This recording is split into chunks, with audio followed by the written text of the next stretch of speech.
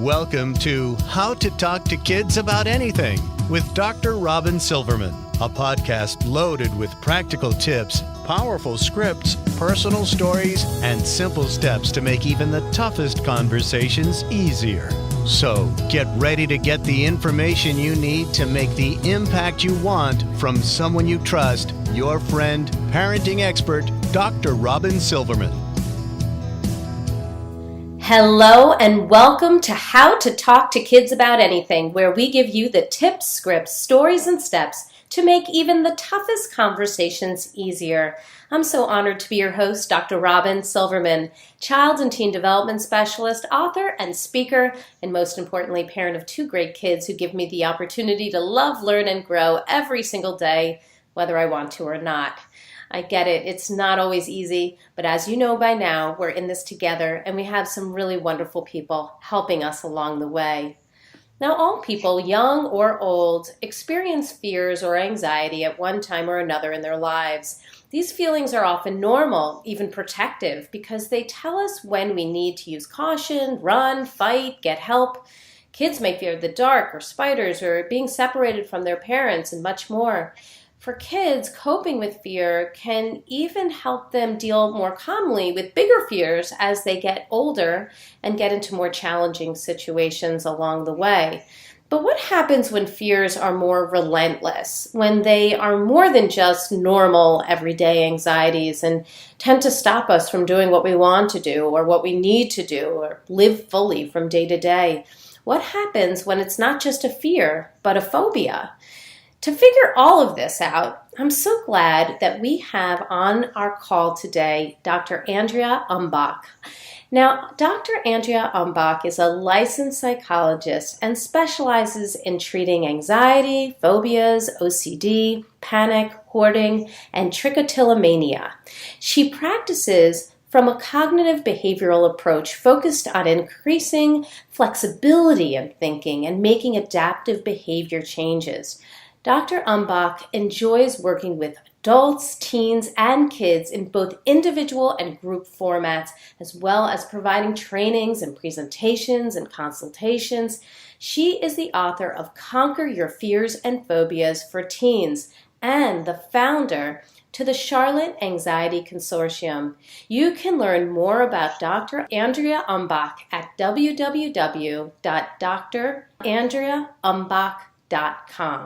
There's so much to learn today. We're so grateful to have you here. Welcome to Dr. Umbach to How to Talk to Kids About Anything. Hi, thank you so much. I'm so excited to share this time with you and your listeners today. It's going to be wonderful. And before we get into the meat of the matter, for those who haven't had the opportunity to read your book or learn more about you or be in your office, would you just take a moment to tell us what gets you up in the morning? What made you so interested in helping kids and families cope with fears and phobias? Well, the most exciting part of my job is when I get to see the growth and the learning that takes place when someone is actually conquering their phobia. My clients end up doing things they never, ever thought they'd be able to do. And they had something in their life that was really holding them back, and they assumed it would always be that way. But once they get into treatment, they kind of learn that change really is possible. And I just get to witness and see people accomplish their goals and knock down these obstacles. And it's so rewarding to see that. And can only imagine. Now, I know that there's obviously kids and adults alike that have all kinds of fears, and I hear that you keep talking about phobias. So I think maybe a great place to start is, what is the difference between a fear and a phobia? That's a great question. So I guess the easiest way to explain fear is that it's just a basic emotion that we all have. We all want a healthy amount of fear to protect us. We need it to keep us safe from danger. Fear triggers this natural instinctual reaction that we need. I thought of an example from a couple weeks ago. I looked outside and my porch was on fire. Oh my gosh. And my fear reaction allowed me to alert my husband and move quickly and someone kept an eye on it, and we tried to get water, and we tried to put it out. And if the fire got bigger, it would have made me move away and call 911. So we were able to take care of it, but that fear, I needed it to get me moving and to get me to kind of take care of it and move quickly and, make those decisions. So it's instinctual and it's protective, and we need that fear. And people often think of the phrase, the fight or flight response, and that's what fear does for us. We need it. The problem is if we have too little fear or too much fear. So too little fear, we become impulsive, and too much fear, we can develop a phobia. So a phobia it's the Greek word for fear, and it's an intense fear of a specific situation or a specific object. And our reaction is if this thing is dangerous, when really we know, it's a false alarm. Our reaction is excessive. The fear is very distressing and it won't go away. And the biggest part is that it starts impairing our lives. So our daily life, our academics, our social relationships. So these phobias can become all encompassing. And I like to give an example to distinguish between the fear and the phobia. If someone has a fear of spiders, they might think they're gross. They don't want to touch them, but it's not impairing. They can kind of, just kill them quickly and get rid of them, or, just deal with them. If someone has a phobia of a spider, they're terrified. They don't want to go outside because there's a spider. If they see one, they run and they panic, and they're thinking about spiders all the time, worrying about them being around, and it becomes really distressing and impairing. So there's a pretty big difference between just having a kind of healthy amount of fear and then actually experiencing a phobia. It certainly does. And I think that many parents have seen their kids fearful of different things, but when you have a phobia, it sounds like they're almost at a standstill, that there's very little you can do right there in the moment to help them. So what are some common phobias that many kids and teens might have, or that come into your office? Well, we actually distinguish 5 specific phobias in our diagnostic manual, so I'll tell you about those 5. The first one that's really common is an animal or insect phobia. So you probably know people that have phobias of dogs, of snakes. I see a lot of bees. The dog, I definitely have seen that. Yep. One, yes. So lots of different animals and insects. The other category is natural environment. So we think of this as people that have phobias of heights, of water, of storms and weather, of darkness. So these things are in our environment, kind of natural environment category. The next one is situational things. So this could include driving or flying or elevators, bridges and crowds. There's lots of different situations that we find ourselves in. I'm sure you've heard of people that, feel very trapped in closed spaces, those kinds of things. Right, sure. And then another common one we hear about a lot is our fear of shots and doctors and blood. Sure. Yeah, we think of this as our injury kind of category. And then they have this last just other category that can include, I have a lot of people now that have a fear of vomiting, people getting afraid of getting hurt, sometimes afraid of clowns. There's the clown one, I've heard that one. Yeah, the categories are kind of endless. And what I tell people a lot is it's not so much about the content of the phobia or the category that you fit into, because you really could have a phobia about just about anything. And a lot of times in my book, you could kind of see a list. I have a lot of celebrities listed and kind of the phobias that we've heard that they have, and you'll see that some of them seem kind of uncommon. It is known, and I don't know if this is absolutely true or not, but it has been said that Oprah has a fear or a phobia of chewing gum, and Matthew McConaughey has a phobia of revolving doors. So again, they're things that we might not necessarily consider like a common phobia, but it really doesn't matter what the situation is. It matters how distressing it is and how impairing it is for the person. So, some of those sound bizarre, and some of them sound like things that we've heard all throughout our lives. And what would cause someone to have a phobia? There's a couple different things, and usually I think about 4 different categories. The first one is genetic predisposition. So we know that anxiety runs in families. The thing that researchers haven't really figured out yet, though, is what exactly is passed on or what exactly is inherited. They kind of guess that it might be a certain sensitivity or personality type or certain neurotransmitters being regulated, a more excited sympathetic nervous system, but they haven't really figured that part out. But we do know just from research that if you have a family member that has phobia, it is more likely that you could have one too. And it might not be the exact same phobia, but it could be just the category of having a phobia. So that's kind of one of the big ones on the genetic side. On the other side of things, the environmental side, a really big one is having some negative experience with the object. So a really obvious one is if I get stung by a bee, now I'm probably going to have a phobia. Or if I choke on a piece of food, now I might have a phobia of certain foods.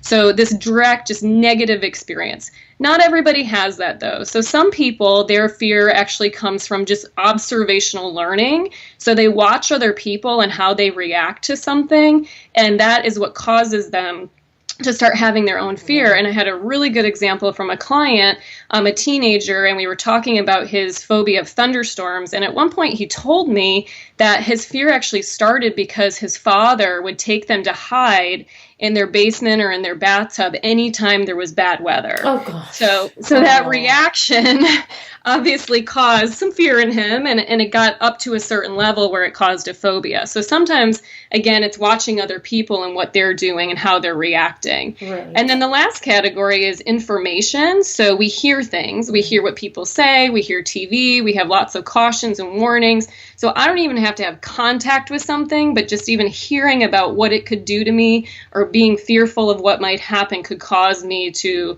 react or have some kind of phobia. Right. I remember when my son, he was about 2 years old, and we were at the park, and he, at the top of the slide, swatted at a hornet. Mm-hmm.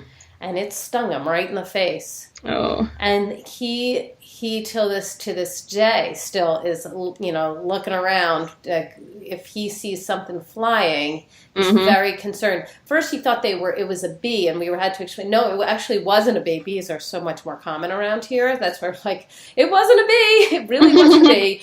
It was a hornet. And now he's very interested in bugs, which, is one great way that he kind of took it in a different direction. But if something's flying around, I see his anxiety go up, and I know that it stems from that time when he was in 2 years old. It was a really bad sting, and it was memorable, even for him. Being so young, he still remembers that time. I'm wondering if there's, you were talking about this father who brought his kids into, the bathtub or the basement. I could imagine that even, a mother or a father is talking about her own fear of dogs or something, even if you don't see it, and it's not even on the news, that might just instill something in a child to say, I'm supposed to be scared of those things. Wouldn't that be a way to transfer that?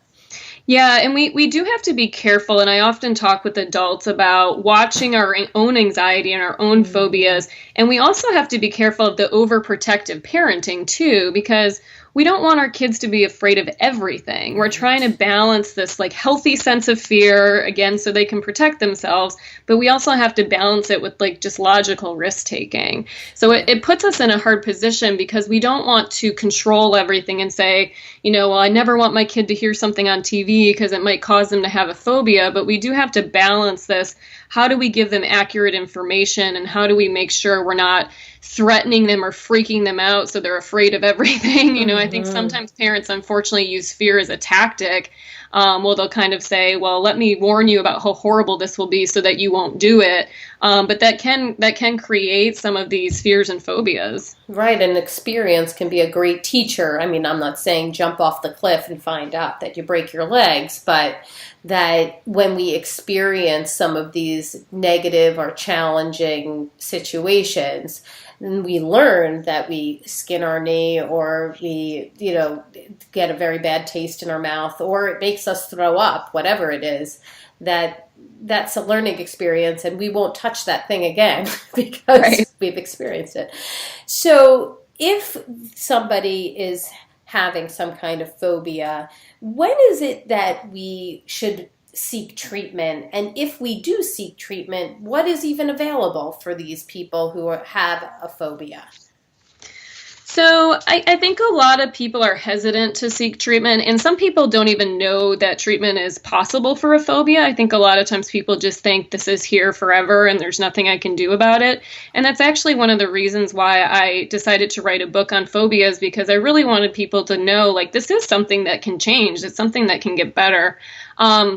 So in terms of treatment, the most effective treatment is cognitive behavioral therapy. It's an evidence-based treatment, and it's kind of the first line of treatment that we go to.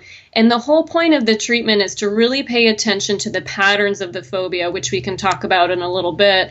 And we're learning skills. And in my book, I use an acronym just to kind of, bring all the skills together. And the acronym is FACE. So the F is for flexible thinking. We want to teach, kids, adults, whoever, how to change their thinking about the situation or the phobia. The A is acceptance of thoughts and emotions. So we have to learn how to accept the thoughts that pop in our head, our fears, and also accept the emotions that we feel as a result. The C is the coping skills that we want to teach them of how to handle these things when they pop up. And then the E is the exposure, which is actually facing the fear and learning how to do that purposefully. So there's kind of a whole package in terms of cognitive behavioral therapy that if you're looking for a therapist, you definitely would want to seek out someone that does this kind of therapy and that does exposures.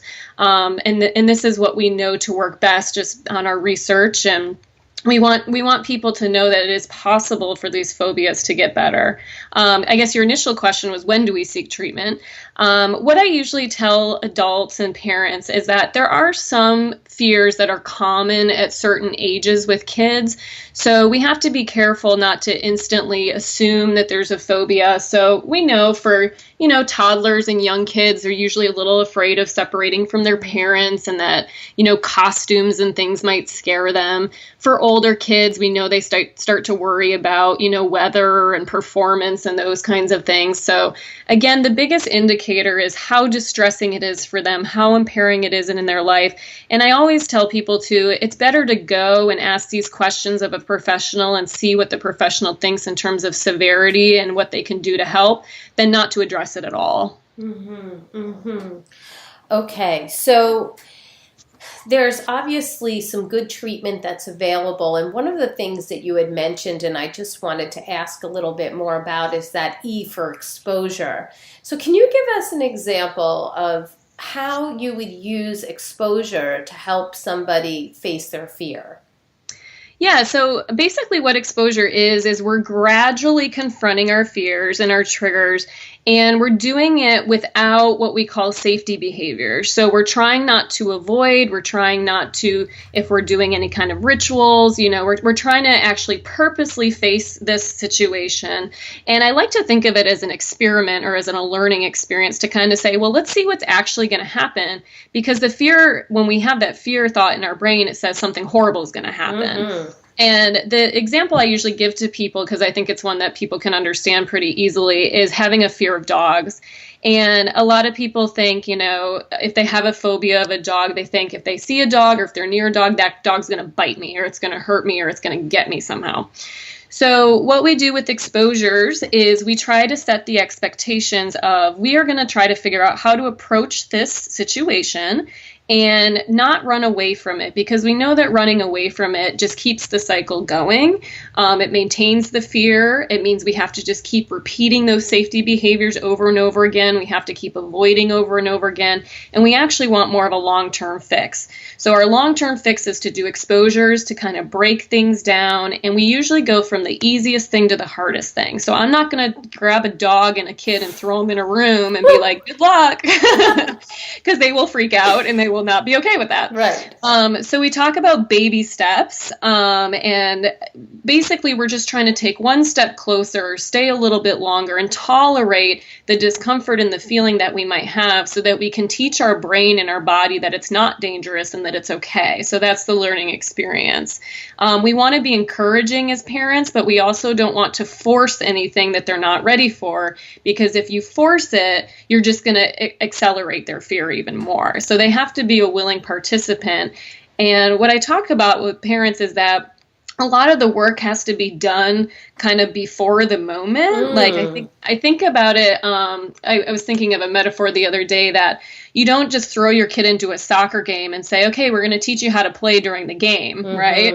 Right. Say, okay, we're going to do some practices. We're going to teach you some simple skills, and then we'll build up, and then you'll learn how to play in a game.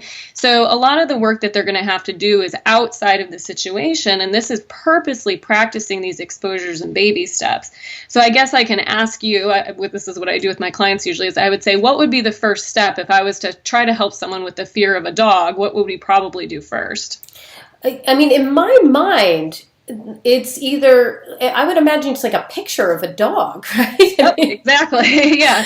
So usually a lot of the times, depending on the situation, I'm starting with pictures or videos or information, and we're kind of just trying to get them more comfortable with the content. And then as they're ready, we move up. So sometimes we'll go to PetSmart where the dogs are behind the glass, or we'll go to a park where the dogs are like 50 feet away. And then we slowly get closer and closer to the point where maybe they can pet them or be in the same room with them. And each time we're doing this, they're building up their courage, and they're also seeing, I can do this and I'm able to get through it. Now, I would make sure when we're doing this that the goal is not to be perfectly calm, because that's not going to happen, right? So when a child is practicing, they're not going to be perfectly calm, and we don't want that to be the expectation.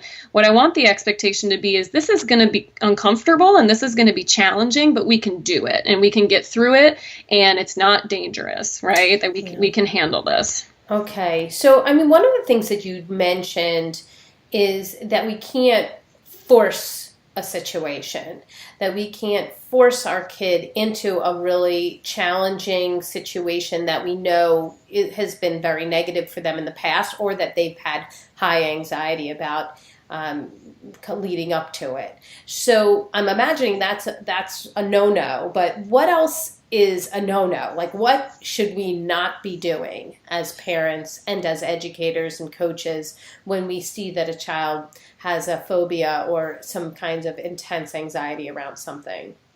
Well, I have three main no-nos, and the sad thing is they're all very well intentioned. So whenever people do these things, they really think they're helping, and they're really trying to be helping that child in the moment. But it's just one of these things that backfires.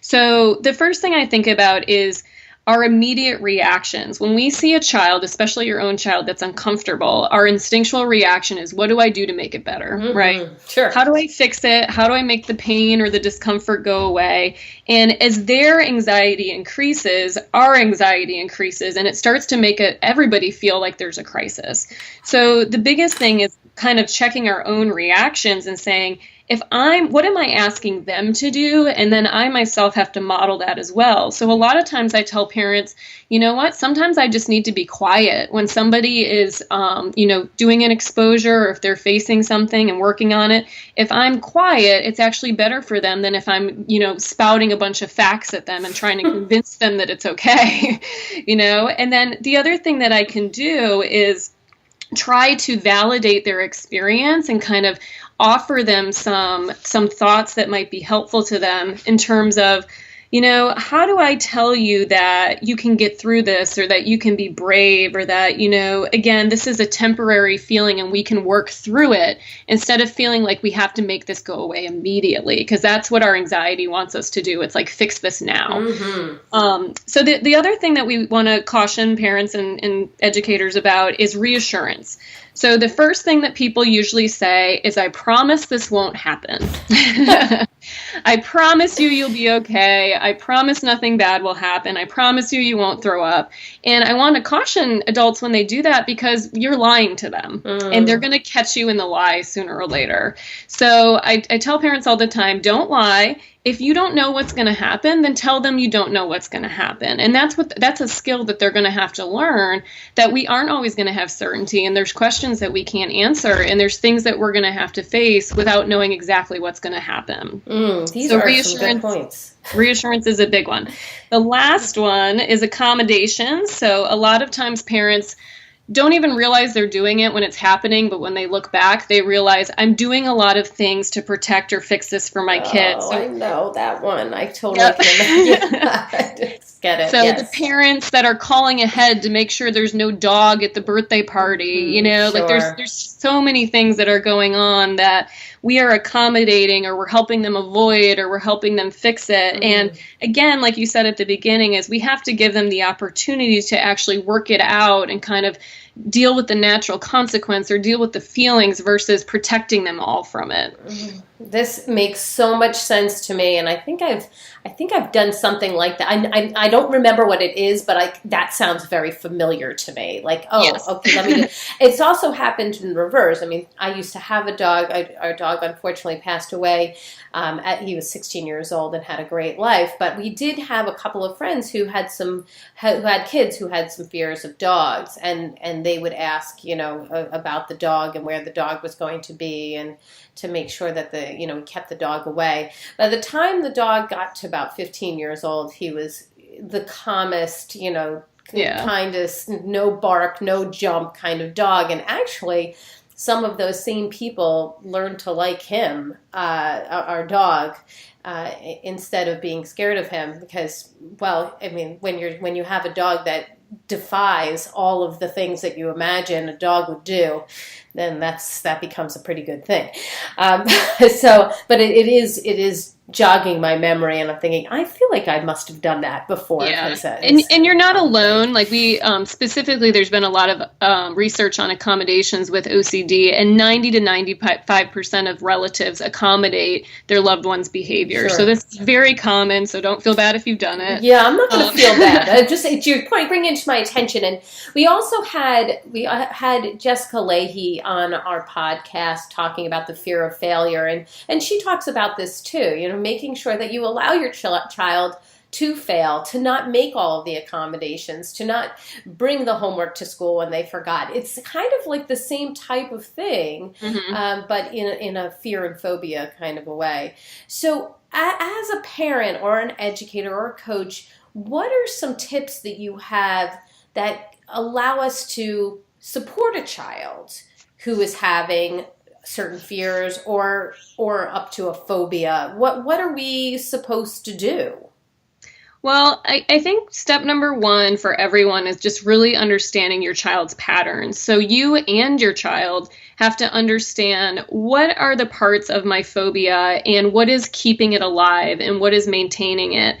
And the biggest thing that maintains our fears and phobias, again, are usually these safety behaviors. They're usually the things that we're doing to protect ourselves in the moment, and it's short-term fixes. So it's making us feel better for that moment, but then long-term, the fear is still there. So I use an acronym to think about these different parts. I use the acronym STARES. So the first thing that we want to notice is, what are the situations that are triggering? So that's our ST, the anxiety. So what is the event, or what are the thoughts, or what are the physical sensations that get the cycle going?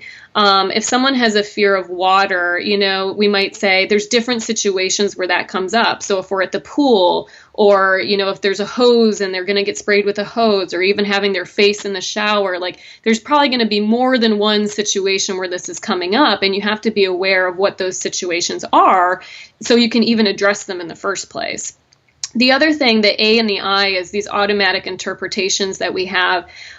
We need to know what our child's thoughts are and what their fears are, because as adults, we usually make a lot of assumptions based on our own experience of what we would be afraid of in these situations. So I've had a lot of times where the parents come in and they're like, oh, my child's afraid of this. And then once I talk to the kid, it's something totally different because they're thinking about it in a different way. A great example with the water is parents might assume my kid's afraid of drowning, when the reality is they're afraid of the bacteria in the water. Right? Interesting. So it might be something, sometimes we guess right, but sometimes we don't. And then the R would be the reaction. So what is my child's reaction? What do they feel physically, or what do they feel emotionally when they get in these situations?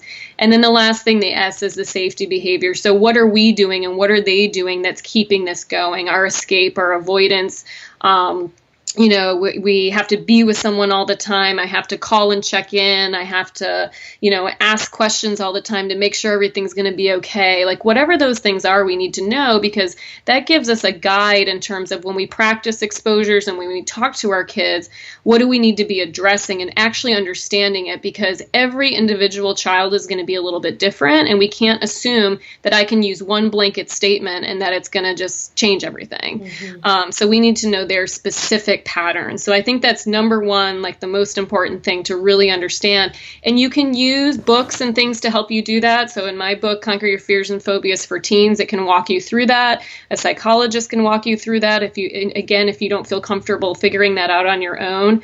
But it's definitely like the key first thing that we have to do. Mm-hmm. Okay.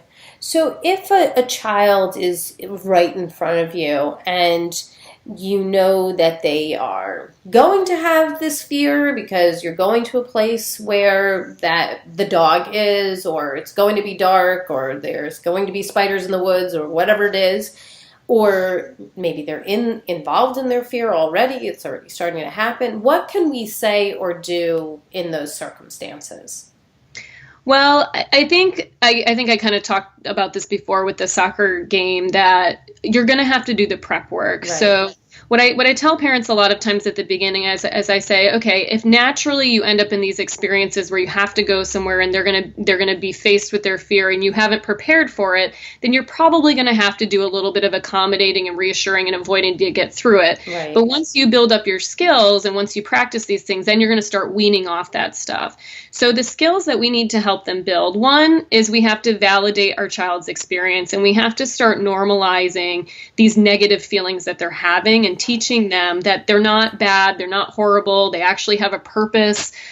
We don't have to get rid of them right away. And I think a big discussion that parents have to have with their kids, a sit-down discussion, as we walk through our lives discussion, is constantly giving them their own self-talk of how do I tolerate discomfort. And I give parents phrases and I say, I purposely want you to use the word I so that your child can internalize it instead of you saying you. So I can give you a couple phrases that might be helpful. That would be great. Yep. So some of them would be specifically for tolerating discomfort, like, I've made it through tough times before. I don't need to let these feelings stop me. I can keep going. This is an opportunity to build my strength, or this is an opportunity for me to be uncomfortable. I'm stronger than I think. So there's tons of these phrases that we can give kids, and none of those things that I just said had anything to do with dogs, had anything to do with, fixing my discomfort. It's just saying, how do I get comfortable with feeling confident that I can handle this? And I know you had someone talk about bravery, and I think that's, listen to her podcast as well, that helps you kind of get these phrases and things that you can use to help them feel that they can handle these situations instead of feeling like they have to run away from them. Right, that was Margie Worrell. She talks about bravery and having courage and trying new things and taking risks. Absolutely. And then the other self-talk that you can use when they're actually practicing and doing exposures is using the self-talk about facing and approaching these things. So, today I'm going to go outside my comfort zone, and when I face my fear, I get more free. I'll praise myself for being willing to confront this fear. The more I practice, the easier this will get. And if they need those phrases to come from you, because they're not going to get to those on their own. And again, I would say use it in their words so that they can keep internalizing it and start using that dialogue when you're not there. So that's what I often do with kids is we use these phrases and I have them write them down on a little note card and kind of put it somewhere with them so that if I'm not with them or if their parents aren't with them, they can refer back to it and they can read it over and they can kind of talk themselves through it when they have those situations that they're struggling with. So as a parent in that situation, would I say, is this a good time for you to get your note cards out? Or how would we prompt them to start using these phrases? Yeah, you could definitely do that. You could say, let's get our note cards out. You could just, if you're there with them, you could say some of the phrases to them, or you could say, hey, I think now's a good time to use one of your self-talk phrases or whatever you call them. Mm-hmm. And sometimes people use a code word. So they'll say, every time we say mangoes, like we're going to think about our, strength or something like that. So sometimes it's just trying to decide between you and your child, like when we are in these moments, how are we going to communicate about it so that we know this is kind of what our goal is.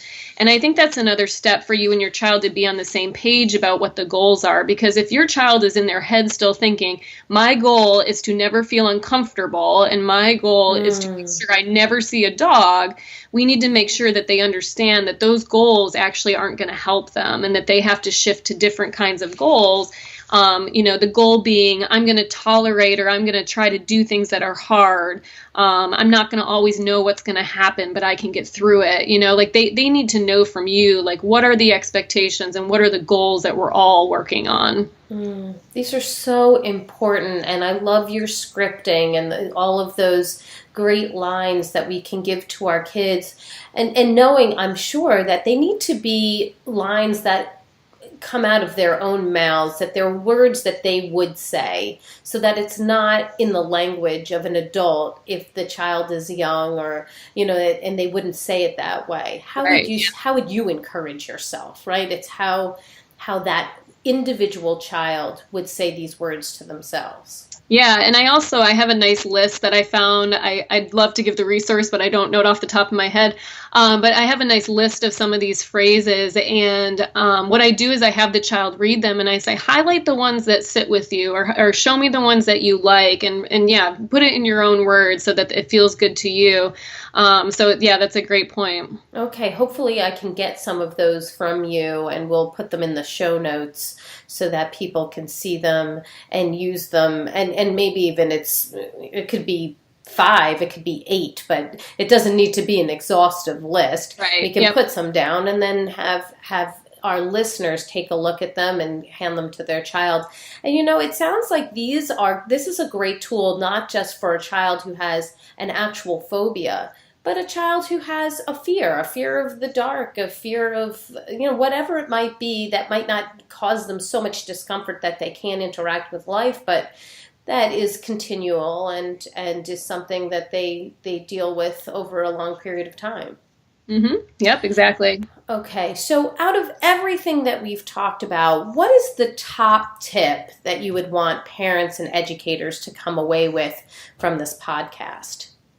Well, I'm probably going to be repeating myself, but I think the biggest thing is the parent or the educator has to understand what isn't maintaining this anxiety or this fear or phobia, and what are the things that are keeping us stuck, and what are the actual long-term goals? What do we want to be teaching our child? What skills do they need to learn? Because when the adults themselves are having kind of the goals that are going to maintain the phobia, then we're not able to assist our child. We're not able to teach them the direction that we want them to go in. And often adults get frustrated because they're like, why isn't this getting better? And it's like, well, I don't know that we're addressing the right thing.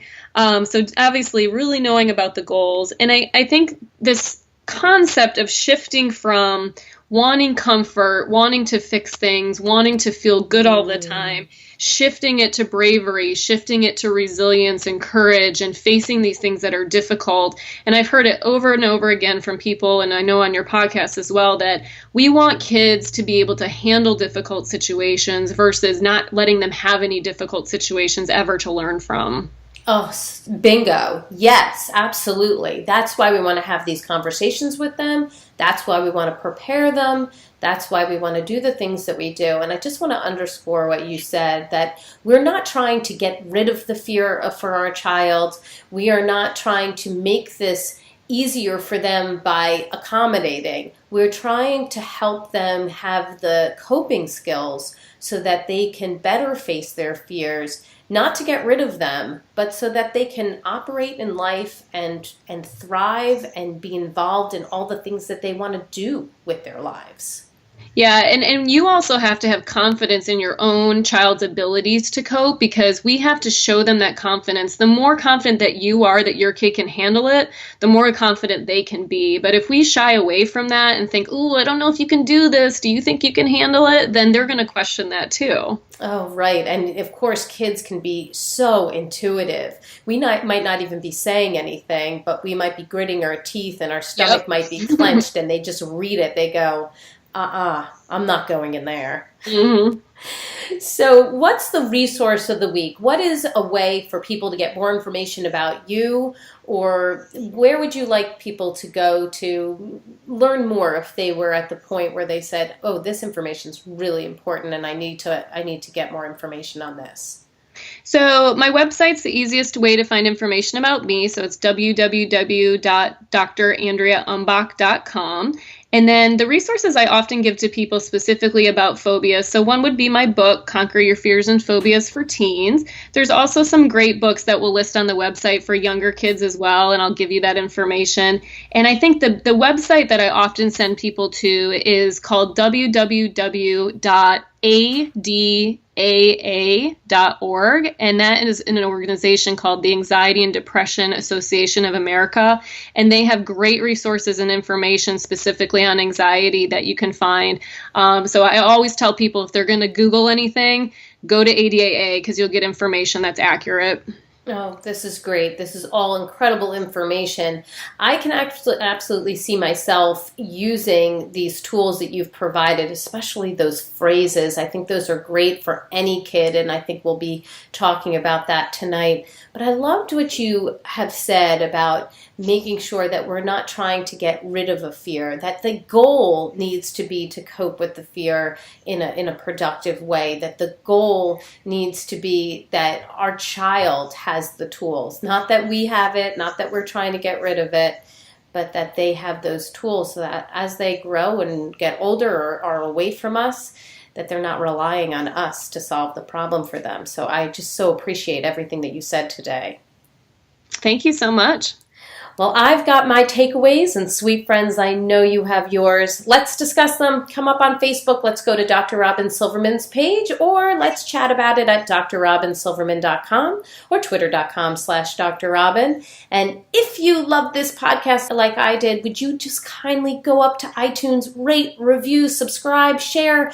It means so much to us. It is incredibly helpful. We want to get all of these solutions that Dr. Umbach has provided today and all of our other incredible experts have provided out into the world so that people can use them. That's all the time we have for today. My fellow leaders and parents and educators, thank you so much for tuning in to How to Talk to Kids About Anything. For more information on books, articles, speaking engagements, or curriculum, please visit drrobynsilverman.com. So many great podcasts and show notes are right up there.